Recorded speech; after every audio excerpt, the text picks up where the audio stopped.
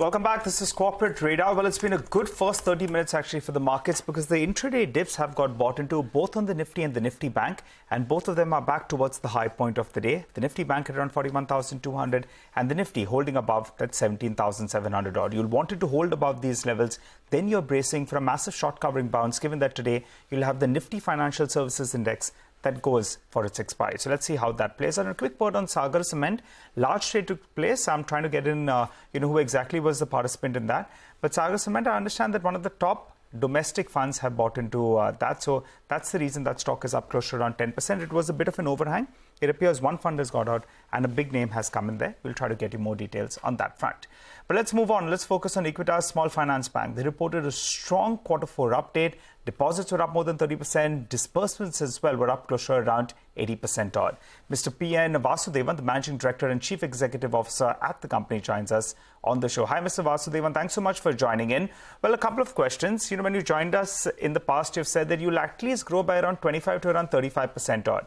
For FY24, what kind of a growth are you looking at? And also, what is the average tenor of your loan book today, if you could compare it with a year back? Yeah, hi, good morning.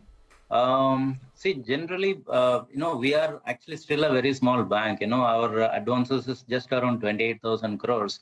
So given this size of the advances, and also the fact that we service segments which are generally significantly underserved by the rest of the banking industry. So on a combination basis, we believe that a 25 to 30% kind of a growth for the near-term future should be sustainable for Equitas. In terms of the average tenor of the loan book that we are having, it's about 2.2 years, and that's more or less remained steady over the last few years. And our deposit average tenor of the deposit is around 1.2 years, whereas on the loan side, it's about 2.2. Okay, so you said 25 to 30% growth is something that's sustainable, right? Even in FY24. Can you give us a breakup of how the growth in the small business loans are doing and also growth outside of Tamil Nadu? Yeah, so the small business loans are our flagship program, and that's an area which we have taken a lot of efforts to try and create a lot of niche in that space, and it's not an easy business to do.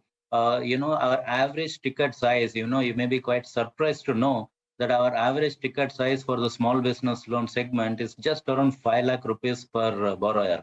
So that's the kind of granular loan that we are giving. And these are people who are purely from the informal economy sector, and which means that it's a lot of high touch and feel kind of business. So that will continue to be our flagship program, and we have built the ability to service that segment quite well over the last about 10, 11 years that we have been at it. And so that should hopefully continue to grow around that 40% plus level. And, recently about 2 quarters back, we introduced a new variant for that segment, which we call as merchant OD, that is merchant overdraft facility for the small borrowers, maybe 1-2 lakh rupees of overdraft combined with the 4-5 lakh rupees of term loans. And there's been a big offtake on that also. Obviously, that's a demand which had been so, unmet in the past, that when we offered, the offtake has been very strong. So that segment is something that we will continue to be seriously focusing on. Okay. Could you give us an indication of what your net interest margins will be going ahead? Because I understand most of your loans are actually fixed loans. So in that context, any guidance on NIMs? Yes, about 15-17% of our loan book is floating rate, which is largely our home loans as well as our MSE loans. MSE, that's micro and small enterprise overdraft loans. These are about 17% of the book, and that is floating rate, which means that the remaining 83% is actually fixed rate loans.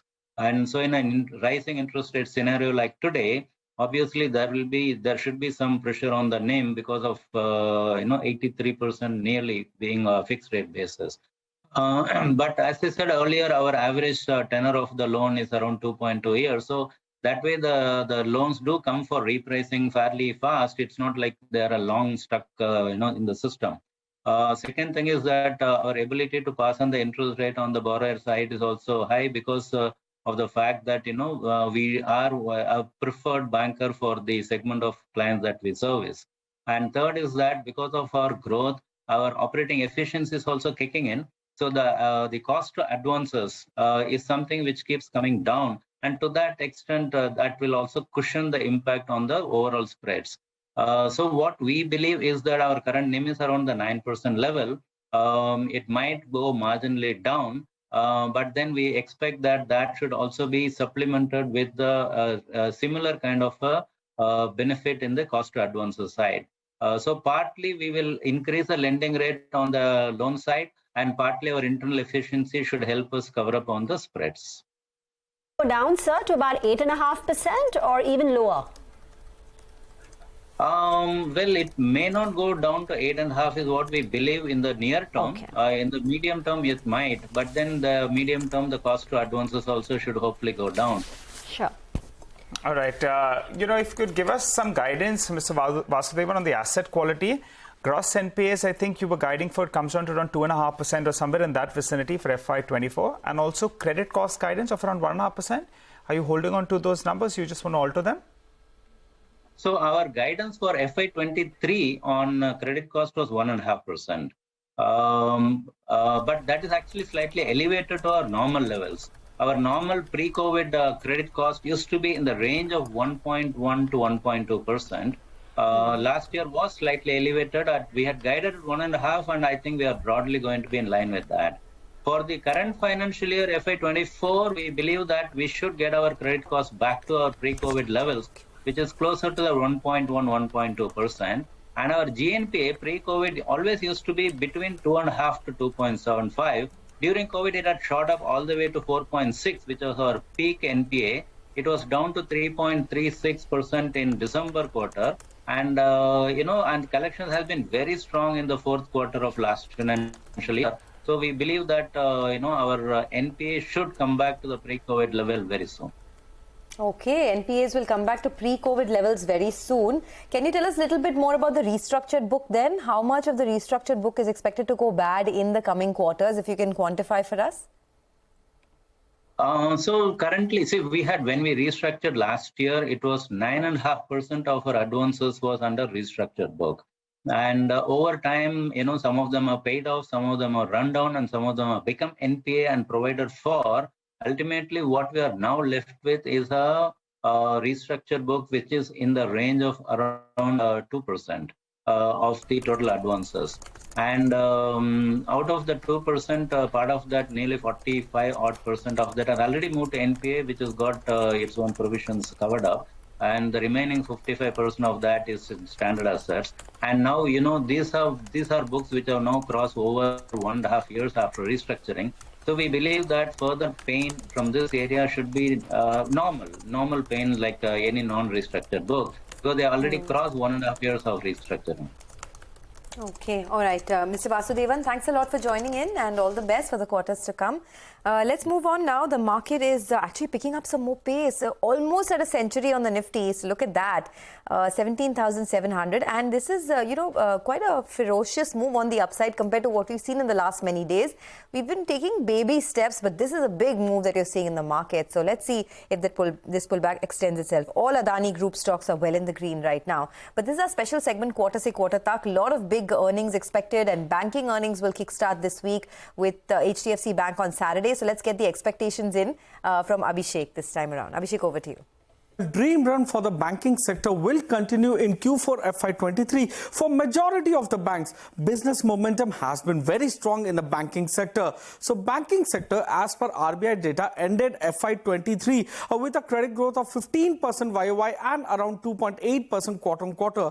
Some of the pro forma business updates from private banks do show robust growth in the business, and they continue to take away market share from the PSU banks. Q4 FY23 may be the quarter which shows that banking sector is closer to in terms of net interest margin peaking out. Expect the asset quality trend to continue showing the improvement with lower slippages and better recovery. Hence, credit cost will be lower sequentially for majority of the banks. In the near term, you will need to watch out for the deposit growth as and when how it picks up. The net interest margin will also be important to watch out as it may peak out in Q4 for many lenders. Now, loan growth will pace out, and the ability for them to find operating leverage will be the key for banking sector going ahead. Current loan growth rate may not sustain in the coming quarters as and when you start seeing the principal part of the EMI that increases in the EMI being paid. Private banks may continue to invest in the franchisee, which could, keep the operating expenses on the higher side. For PSU banks, expect strong improvement in profitability, leading to healthy improvement in their return ratios as well.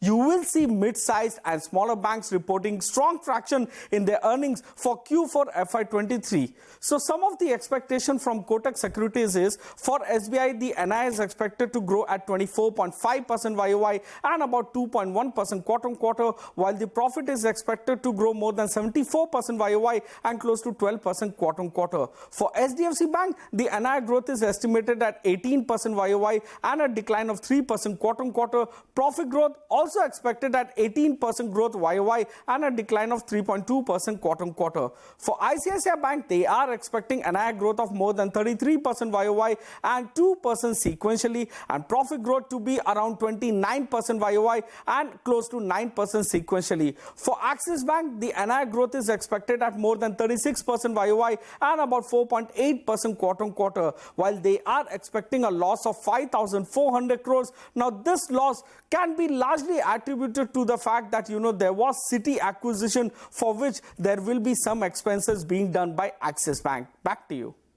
Thank you very much for that. That's the big question, right? Can the Goldilocks scenario for the Indian banks continue, where loan growth is strong, the asset quality is benign, the return ratios are at multi-quarter highs, and the NIMs as well in the last quarter were very, very strong. Krishnan, ASV, the lead analyst of BFSI at HDFC Securities, is now with us on the show. Krishnan, just in the month of February, right, there was such a wobble in the Indian banks. There were concerns about the spillover impact of what's happening in US regional banks and the European banks, and whether the Indian banks itself are going to go through some amount of turmoil. That stress, at least that worry, has now eased for now. But can the earnings upgrade cycle for Indian banks continue in Q4? Yeah, hi, very good morning, everyone. Almost consistent with what your audience has just heard, we believe the upgrade cycle might be coming to an end. If not already behind us, then Q4 has to be it. Do remember, it's been a year since we saw the rate hike cycle begin. So generally, banks have a larger share of their deposit pool in the 1 to 3 year deposit bucket. So that begins maturing in the April to June quarter. So the repricing on the deposit side begins to catch up a little faster. And so starting Q1 FY24, you would believe that the catch up will be faster on the liabilities side. Most of the asset repricing is already behind us.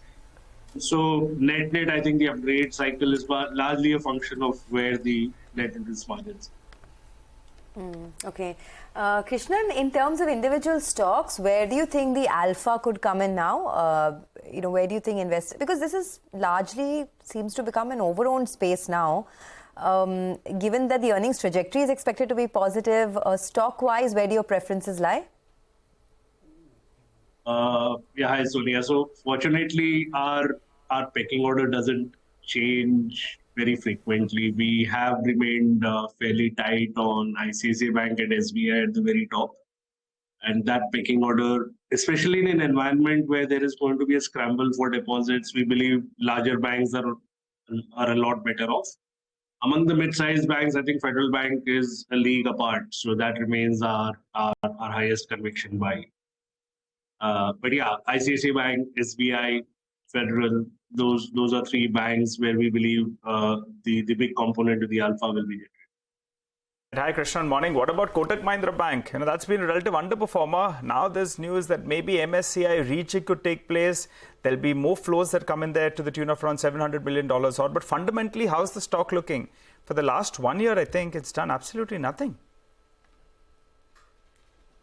Yeah, that's correct. So Kotak has lagged in the sector for a while now, despite the fact that they actually from an operating performance perspective, at least on growth, etc., they have been far more constructive in the recent last 18 months. Having said that, there are issues around leadership succession, etc., which obviously continue to be a little bit of a drag in terms of directional. Having said that, I mean it remains a very strong franchise. The cost of funds is the one area where we keep watching out for what happens with Kotak Mahindra Bank and a few others. But as I said, as the liability repricing begins catching up, I think Kotak is one bank which might see a disproportionate rising funding costs. Given their starting point, they can only catch up and converge with the larger banks. But as I said, that's one catch up that's probably still due for Kotak. Okay, absolutely. I mean, it's been a while, right, that Kotak has either performed at par or outperformed any of these banks. So perhaps that catch-up is something that can take place at least once there's more clarity on who the next CEO will be post Uday Kotak's stepping down in December. So thanks a lot, Krishnan. We have run out of time, not out of questions, but appreciate your thoughts on what to expect from the banking space. The market is looking very good. The Sensex is now up over 300 points. So we'll get our market guest back on board in just a bit. Mitesh Thakkar joins in. We'll also tell you about the top stocks in focus this morning. Stay with us.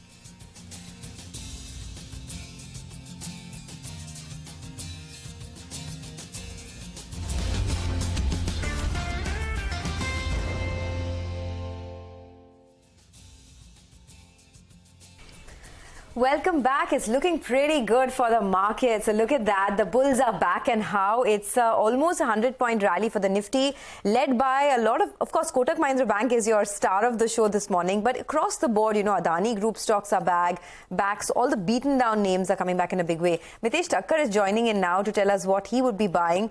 Mitesh, auto stocks, banking stocks, pharma, you name it, and there's a big move here. What are your thoughts? Do you see the market build on to these gains? What would the stop loss be now, and what are the individual stocks to look at? Good morning again, Sonia. So I think the overall trend is yes on the positive side, but I discussed 17,750, 780. That zone is some kind of a profit-taking area. So people who are trading with long positions, I think I would suggest at least to take about one third of or half the position off the table around 17,750 plus levels, and wait for some kind of dip to buy into a fresh. In fact, last 3-4 days, we have had all buy calls. Today, I have one buy and one sell. I think, clearly suggesting that some kind of pressure is expected as we get closer to a supply pivot. And also is the fact that we are now close to overbought on the intraday charts, because we've had nearly about 900-point kind of rally in the last 6-7 days. So slight caution, but otherwise, I think the overall bias remains very clearly on the positive side. I have a buy on Coal India, which appears to be triggering some kind of an up move again. So I recommend a buy here with the stop below levels of 220 for targets of 231. And Asian Paints is on the sell side. The stock has not participated on the rally and now is, I think, giving some negative crossovers. So sell here with the stop at 27.90 and look for targets of around 27. In fact, there are just two Nifty stocks currently in the red. That gives you an indication of the bullish bias in the market. One of them is Asian Paints, down 0.5%, and the other one is TCS, down 0.4%. Other than that, all 48 stocks of the Nifty are currently trading with gains. But Mitesh, thank you very much for that. Let's now shift our attention to the commodity markets, and Manisha is back with us. Manisha, what are you looking at? I'm looking at the sugar prices, and we have seen a very smart run up into that one, whether it's raw sugar, refined sugar, or the Indian sugar prices. All of them have been trending on the higher side. So the major run up really comes in from the raw sugar prices, which is trading at 6.5-year highs. If you look at the white sugar prices, they are trading at a 7-month highs. In the Indian sugar prices, this is a third straight weekly gain that we've seen. In the last 2 weeks, the Indian sugar prices have gained up by 6%, and for 3 weeks, it has been a 7% of a jump up as well. Markets are looking at strong demand globally. globally, and the tight inventories is something that has been supporting the prices here. Also, it is about the ethanol prices, which have firmed up after OPEC crude cuts. Surprise number that we saw in the last week is also supporting markets. And then Brazil has ended the tax exemption program for ethanol. So now there is more sugar going in for ethanol that is more profitable for them. So the sugar production in Brazil could be on the lower side. There also is higher demand from China and Europe, also supporting prices there. For the Indian markets also, we are looking at a lower crop estimates this time around, much lower than last year. The sowing was on a higher side, but then we have seen early maturity, early flowering, and that has led to lower cane production. And then that is the reason you saw earlier than usual mill closure as well. 2 months in advance is what we saw many mills close in Maharashtra and Karnataka. The industry demand on the other side has been on the stronger side because there are concerns about future supply and further rising prices. So a lot of industry and stockists are buying sugar in the Indian markets right now. Remember, industrial demand accounts for 65% of total demand in India. So we are looking at that bulk buying also continuing into the space there. So this is about on how much sugar can India see in this season. ISMA, of course, is yet to revise 34 million tons. But we have seen latest revisions coming in from ISTA, Albion, and the industry actually believes that there could be much lower sugar production at 32.5. Albion says that if sugar production is less than 33 million tons, then you are looking at much higher sugar prices, not just in India, but in the global markets as well. The overall sugar output in the last few years also should come up on your screens. So we are looking at 33.5 million tons. Last year was 35.9, which was the highest in the last 5 years. But when you look at what we are looking at in this season, could be lower than what we saw in 2018-19 as well. And that is worrying the markets. The next on your screen should come in what we are seeing in sense of breakup in the Indian markets for sugar. So the production estimates, let's go by 34 million tons right now. 6 million tons is the carryover or buffer that industry will keep. And then consumption is estimated at a record of 27.5 to 28 million tons, and that is going to be a big supporting factor for the prices also. Exports have been allowed at 6 million tons. Export under TRQ or the tariff rate quota is 14,000 plus. And then we are looking at an ethanol diversion of 4.5 to 5 million tons, which is only going to increase going forward because there are targets and deadlines to be met. So the markets or the industry feels that sugar prices from here on could be higher. And there are some reports also suggesting that you should be ready for all-time sugar prices in the Indian markets going forward. Okay, all right. Thanks a lot for that, Manisha. Well, the equity markets are doing very, very well. And just a quick point on the Nifty Bank. Last couple of days, we went around 41,275 and we're being seeing a U-turn from there. Even today's high is around that level. So you need the Nifty Bank to get past the 41,300 mark. Then you're bracing for a good up move from there on. Talking about banks, though, Vivek is back with us to tell us about Kotak Mahindra Bank, which is the biggest outperformer today. Vivek? Well, absolutely. So Kotak Mahindra Bank, like we discussed earlier, has gone ahead and given its latest shareholding updated pattern to the exchanges. Now, as per the analysis that's been done by quant analysts, what's actually happened is that the foreign holding in the company has now reduced to 41.22%, which is on a sequential basis down 1.47%. Now, this increases the foreign headroom available in the stock to slightly above the 25% mark from the current 22.38% mark at the end of the December quarter. Now, why does this particular number gain significance? Now, because the foreign headroom available is over 25%, quant analysts believe that there could be an increase in weightage of Kotak Mahindra Bank in the MSCI Standard Index. Currently, the stock is already in the MSCI Standard Index. However, the factor with which it has a weightage is 0.5. Now, post this available foreign headroom, the factor could increase to 1. So, analysts believe, especially IIFL believes that there could be a one-time, one-tranche inflow of close to $750 million in the May index review when MSCI will come with its changes. That is if MSCI considers this updated foreign headroom. On the back of that, clearly you're seeing the stock surge in the trading session today. Okay, thanks a lot, Vivek, for that. Let's do one thing. Let's slip into a quick break. Enough about the equity markets now. On the other side, our special segment of Indianomics, Lata Venkatesh spoke with Nouriel Rubini, the CEO at Rubini Macro Associates. He's also the chief economist at Atlas Capital Team. He'll be discussing the US banking crisis and concerns over recession. Stay tuned.